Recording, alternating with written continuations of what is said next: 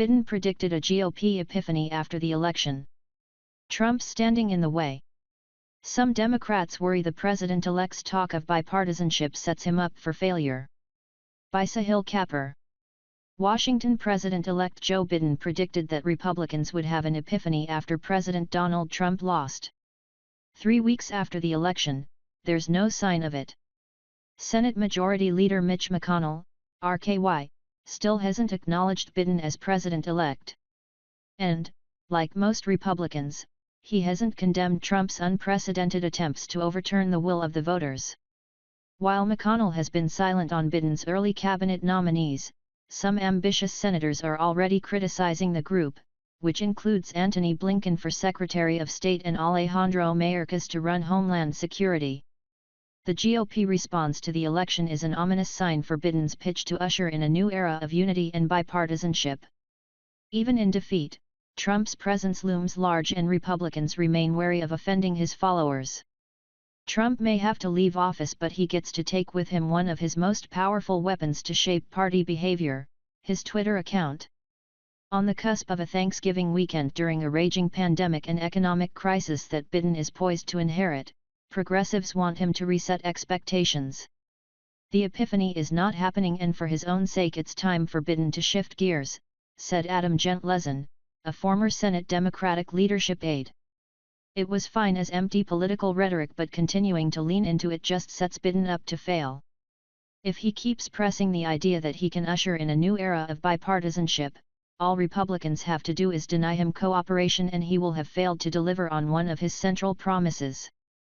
Presidents typically get some cabinet nominees confirmed by the Senate on their first day in office.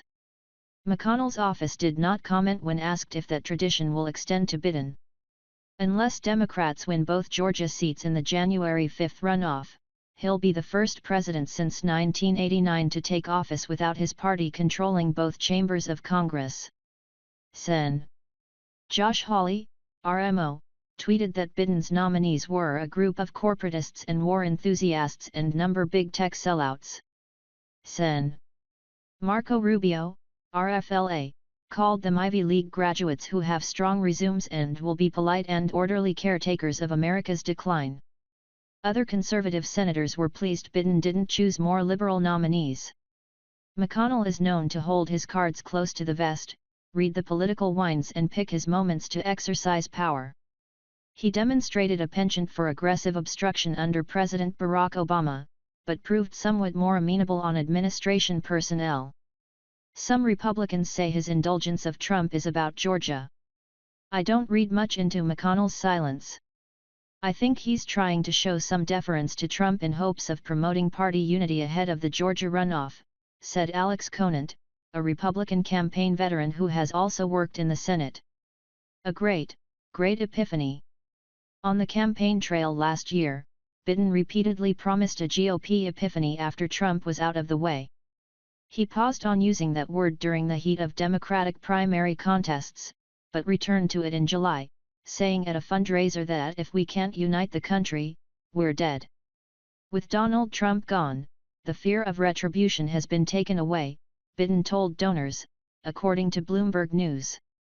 If we win as big as we possibly can, there's going to be a great epiphany that's going to take place, as we Catholics say. And they're going to begin to wonder about whether or not if they take me on and lose by just being obstructionist. If Republicans win one Georgia race, they'll keep the Senate. If they lose both, the chamber will split 50-50 and Vice President-elect Kamala Harris can cast the tie-breaking vote to give Democrats control. Conant said he expects qualified nominees to be confirmed in a GOP-led Senate, though he noted that the hearings could be contentious.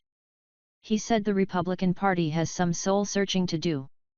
Losing the White House is difficult for any party and there is always a leadership vacuum afterwards, Conant said. While I think many Republicans will be open to working with Biden on bipartisan initiatives, opposition to Democrats' more left-wing policies may be the one thing that really keeps Republicans united. Some of the president's critics don't expect the party to shed its Trumpian colors. One of them is Tim Miller, a veteran GOP operative who worked to defeat Trump and officially left the party this week.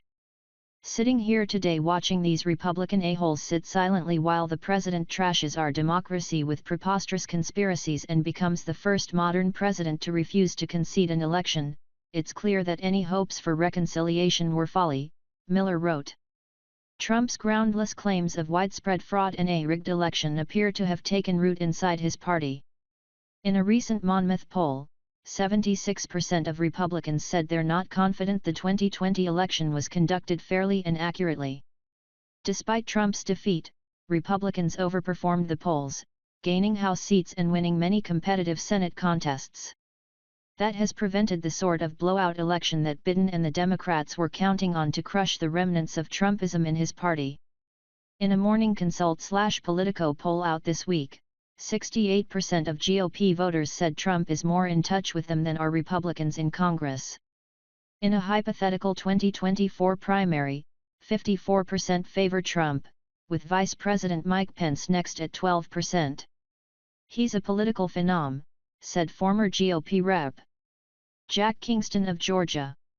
He knows in that simplistic world wrestling entertainment background and reality TV he knows how to simplify difficult issues and appeal to people and convince them that he's the man on their side.